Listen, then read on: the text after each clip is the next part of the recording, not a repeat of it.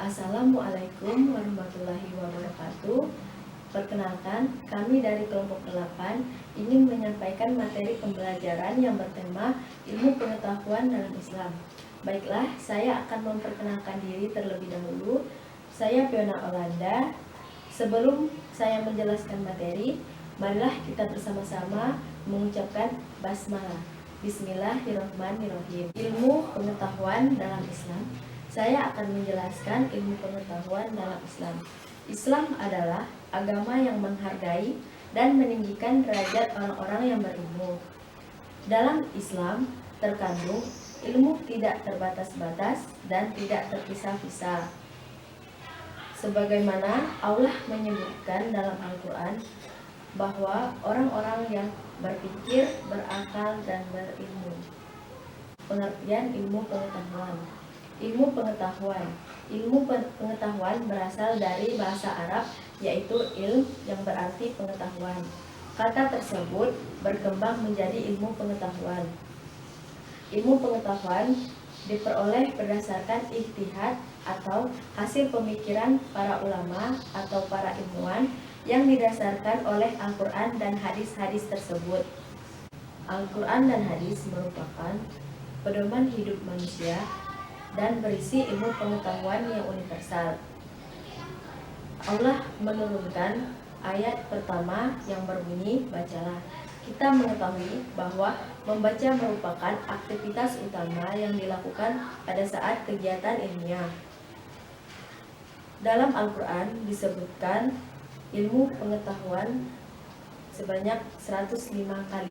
Assalamualaikum warahmatullahi wabarakatuh. Perkenalkan, nama saya Hajar Krisamsiah. Di sini saya akan menjelaskan dua submateri dari materi ilmu pengetahuan dalam Islam. Yang pertama, sumber ilmu pengetahuan. Secara garis besar, sumber ilmu pengetahuan ada tiga.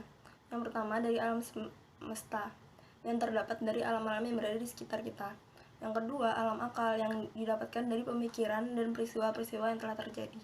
Dan yang ketiga, dari hati, yang bisa kita dapatkan dari prinsip-prinsip hidup dan hati seseorang. Lalu submateri yang kedua adalah perkembangan ilmu pengetahuan dalam Islam. Masa keemasan umat Islam terjadi ketika masa kelam masyarakat Barat. Pada masa itu, ilmu pengetahuan berkembang pesat di kalangan umat Muslim dan memperluas hingga wilayah Eropa. Pada tahun 650 hingga 1250 Masehi, pandangan tentang tingginya kedudukan yang terdapat dalam Al-Quran dan hadis sejalan dengan filsafat bangsa Yunani. Pengaruh Islam di wilayah Eropa berlangsung pada abad ke-12 Masehi dan menimbulkan gerakan kebangkitan. Masyarakat Barat mengembangkan dan mengadopsi ilmu pengetahuan tersebut, meski akhirnya Islam terusir dari Spanyol. Nah, ada pun beberapa ilmuwan besar pada masa itu yang tercatat dalam sejarah agama Islam. Yang pertama, Al-Razi dengan karyanya Al-Hawi. Al-Razi merupakan seorang pengarang ensiklopedia yang berjudul Contiens. Lalu yang kedua ada Ibnu Sina. Ibnu Sina merupakan penulis buku yang berjudul Al-Conan atau The Conan of Medicine, yang buku itu merupakan pedoman bagi bangsa Eropa saat ini. Lalu yang ketiga ada Al-Khawarizmi. Beliau adalah penemu angka desimal yang menggantikan angka Romawi. Lalu ada Ibnu Rus. Ibnu Rus adalah seorang filosofi yang menerjemahkan karya Aristoteles. Dan kemudian ada Al-Idris. Al-Idris merupakan seorang yang membuat 70 peta kerajaan Selcia di Eropa. Dan terakhir ada Jabir Ibni Hayya dan Al-Biruni. Mereka berdua adalah seorang ilmuwan pada bidang kimia.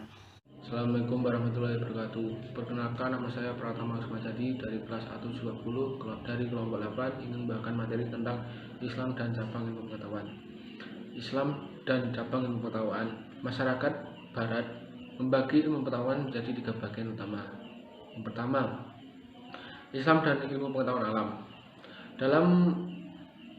Dalam Islam kita mengenal adanya ayat kauniyah dan ayat kauniyah. Ayat kauniyah yaitu tanda-tanda kebesaran Allah yang tersirat dalam alam semesta. Sementara ayat kauniyah, ayat yang terdapat dalam Al-Quran.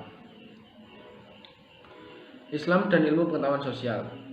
Banyak cabang ilmu sosial yang dipelajari pada saat ini, dan ilmu-ilmu tersebut juga terdalam dalam Al-Quran. Islam mengenal adanya ilmu pengetahuan, ilmu ekonomi, politik, sosiologi, dan cabang ilmu sosial lainnya. Dalam Islam diatur juga hal-hal mengenai perdagangan, demokrasi, dan hal yang menyangkut ilmu hukum dan sosial. Yang ketiga, ilmu humaniora. Ilmu humaniora adalah ilmu yang menitik beratkan pada manusia dan yang menyangkut kehidupan manusia, seperti ilmu filsafat, ilmu seni, kesusastraan, kemiliteran, teknologi, dan lain sebagainya. Sekian presentasi kita hari ini, kurang lebihnya mohon maaf. Wassalamualaikum warahmatullahi wabarakatuh.